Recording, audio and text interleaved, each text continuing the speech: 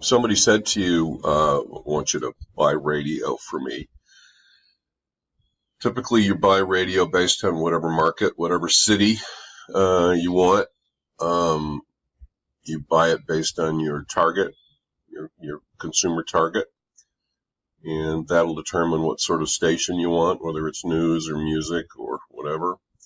You have a desired level of GRPs, and of course you have cost to look at. There's a company called SRDS, Standard Rate and Data Services, that most buyers of media subscribe to because it lists, for instance, if you want to buy Albuquerque radio, it'll list every radio station that reaches the Albuquerque market, and gives you demographic information, gives you contact information, and you can put together your buy, whether it's TV, radio, or out of home, or other things. Radio markets are called MSAs, and they are set up by Arbitron. And this is Texas, and these are the metro areas you can buy in Texas.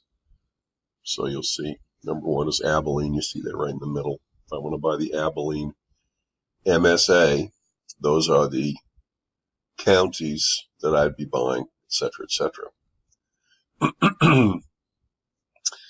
There are only pretty much two formats for radio. One is a recorded ad, and the other is a live read that the DJ will do. A lot of people like the DJ live reads because it's an implied endorsement, and it seems like part of the programming, and can be a lot of fun. Even though this is a very short little segment, I'm going to stop now, and I'm going to play for you some interesting radio creative that we're going to talk about.